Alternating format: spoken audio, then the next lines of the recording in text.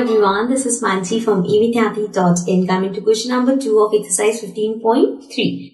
So, in this question we have draw a graph for the following. The first part is, यहाँ पे हमें given है side of square और perimeter. These are the sides जो कि square के हमें given है और ये उसके perimeter है. तो हमें इसका एक graph plot करना है.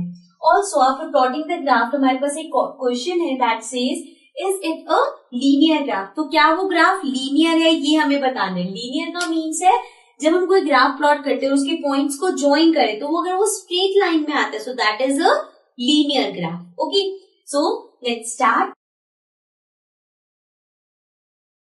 नाउ अगेन एक एक्स एक्सिस पे हमें एक चीज लेनी है और वाई एक्सिस पे. Let's take this on X axis. So this is from 1 2 to 6. So हम इसमें स्टार्ट करेंगे 1 2 3 4 5 6. नेक्स्ट यहाँ वाले इस साइड पे लेने के लिए हम देखेंगे इसमें कितना गैप है.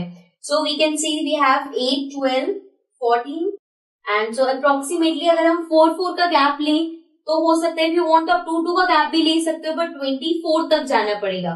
सो इट्स बेटर अगर हम 4 का गैप लें. So we will start with 4 8 12 16 20 and then 24. So हमने यहाँ पे 4 4 का गैप लिया है. Now the first point है साइड है 2. Also हमें यहाँ पे मेंशन भी करना है ये x axis है, this is side of square, right? And this one here is the perimeter. ठीक है. So side 2 means x axis पे 2 and perimeter 8. So 2 and 8. 2 और 8 point होगा यहाँ पे. Next we have 3 and 12. X axis पे 3 and यहाँ पे 12. So this will be like this. Next we have 3.5. Now see, हमें यहाँ पे 3.5 चाहिए. That will be between 3 and 4. So वो होगा यहाँ पे, right? So 3.5 and सामने है 14. So 3.5 and 14. Now 14 again will be between 12 and 16. So this will be around here. So now let's plot this. यहाँ से will be like this. Next we have 5 and 20. तो इसका 5 x axis पे हमारे पास है. Then 20 we have it here. 5 और 20 से जो point जाएगा that will be somewhere here, right? Next we have 6 and 24. तो 6 यहाँ पे हमारे पास है and this is 24. So we'll go like this and then like this, right? अब हम इसको join करते हैं. So अगर मैं इस ग्राफ को join करती हूँ, so we can see all the points here are lying on a straight line. जब आप इसको scale से करोगे तो बिल्कुल straight line आएगी. Since ये straight line आ रही है, this means it is a linear graph. Okay, so this was the first part. Now let's come to the second part of this question. Now coming to the second part. Second part में again we have side of square, but अब यहाँ पे हमारे पास area है. So we have to plot these two. Again यहाँ पे अगर हम देखें तो ये 2 3 4 5 6 लाइन वाइज है. इसको x एक्सिस पे ले लेते हैं. यहाँ पे हमारे पास हाईएस्ट नंबर है 36. सो अगर हम जो 4 4 का गैप ले रहे थे उसी को एक्सटेंड करना चाहो तो we can do that. Otherwise हम यहाँ पे 5 5 का गैप भी ले सकते हैं. So let's begin. यहाँ पे पहले हम 1 2 6 ले लेते हैं. दिस विल बी 1 2 3 4 5 6,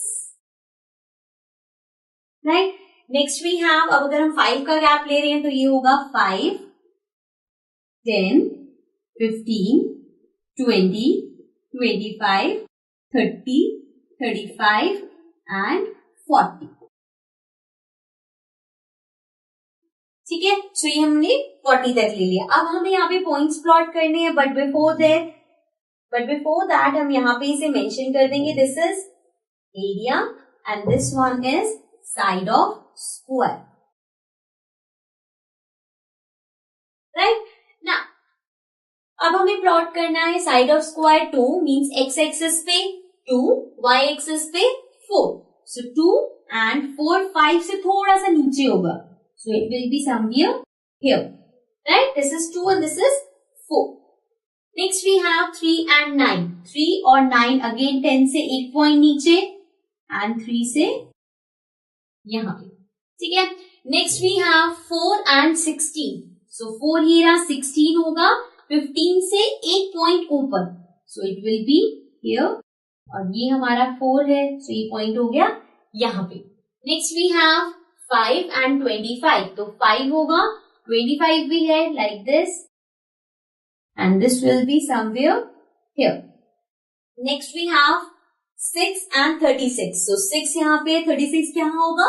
35 से थोड़ा सा ऊपर. So it will be here like this.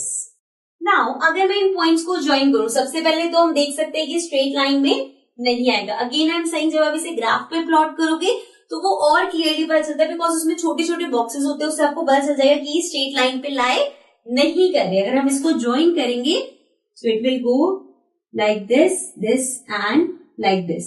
So ये इस शेप में आएगा, स्ट्रेट लाइन फॉर्म नहीं कर रहा. So this time it is not a linear graph. Okay. So this was the last question of this exercise and also the last question of this chapter. With this we complete our chapter, but if there is any doubt, any query, please mention it in the comments and do not forget to subscribe our channel. Bye bye for now.